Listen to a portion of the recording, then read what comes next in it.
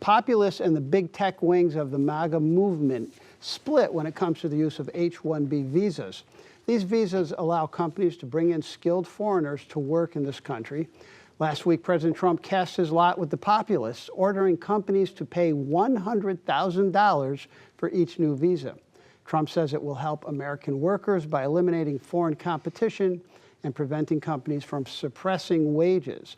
The Wall Street Journal article on the subject cited a study by none other than Professor Sparber. So, Chad, should there be a fee attached to these? A large fee? No, well, no. Let me say that it's not contradictory to say both that the H-1B program has been an important tool for fueling U.S. innovation and productivity, and also that there are flaws with it that can be adjusted. Just about every complaint that people have identified with the program, things like it's undercutting wages or that it causes firms to use outsourcing services, all that can be solved by changing the allocation system, the way that we allocate the H-1B status. Right now we do that with a random lottery that's super inefficient, super wasteful. Trump's impulses to prioritize the applicants who have the highest wage offers, who have the highest skills, that's right. His impulse to raise the fee, that can solve some of the inefficiencies, but $100,000? No, $100,000, that's clearly an attempt to kill the program, that's foolish. Something like an auction system would be much better at achieving the goals and keeping the... So how much is, I mean, if there were an auction, what would be reasonable? How much? See, that's the beauty of an auction, is that like we don't have to figure out what the price is. The market will tell us through the auction process. Okay, now are companies doing what you know, the critics say they're using this to keep wages down? Well, that's an interesting question. I was going to ask Chad, you know, at $85,000 a year, is that enough to really have a depressing impact? Now, I know many of those workers go in, you know, certain industries, but is it really the fact that they are significantly depressing wages for American workers?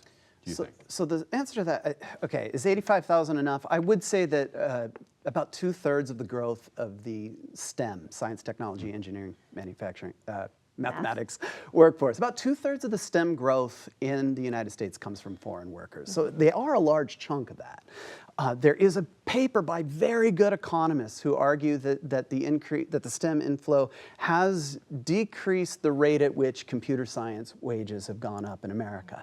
But one of the authors of that paper, has a quote in the Christian Science Monitor that said, yeah, but it benefits almost every other American worker in the economy. So, so protectionist policies always have that effect, right? They protect one group at the expense of everyone else. But there's also a fallacy, this idea that like, oh, if we just close the border to these foreigners coming in, that we're somehow protecting ourselves from competition, as if they're not going to be competing with us in India or Australia or Canada or... China says they're now trying to court these workers. Yeah. Yes. The two economists going back. Sorry, I'm excited.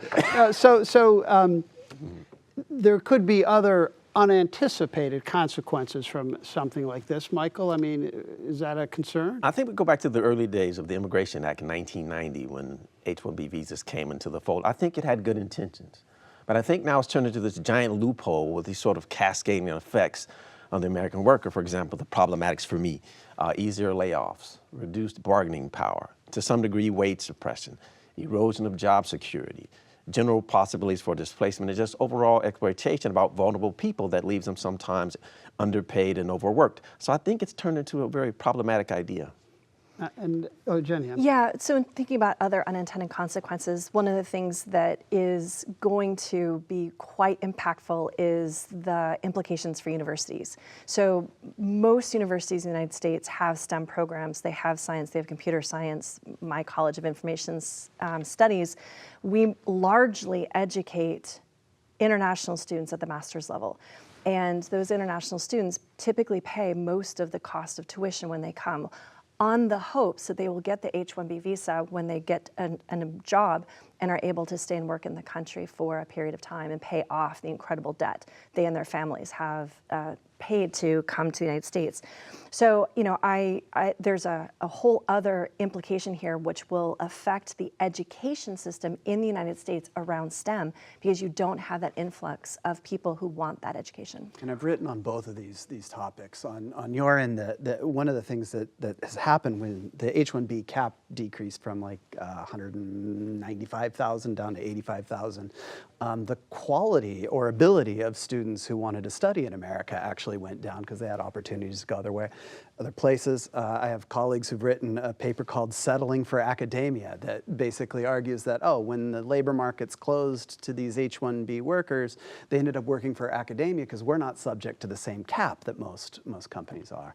And on the exploitation angle, as long as the markets are competitive, workers are going to be paid appropriately. The problem with H-1B is it is a step toward getting green card and more permanent status in the U.S., and you might not want to upset an employer by like testing the job market, and you need that employer support. You know, if people can't come here for those jobs, would the jobs go there? Britta Glennon's research has shown that yes, that these multinational corporations set up in Vancouver, Sydney, or wherever to. Well, the Wall Street Journal reported that China is courting these. I think there could be a brain drain from the United States, and these very talented people will go to a major competitor of ours.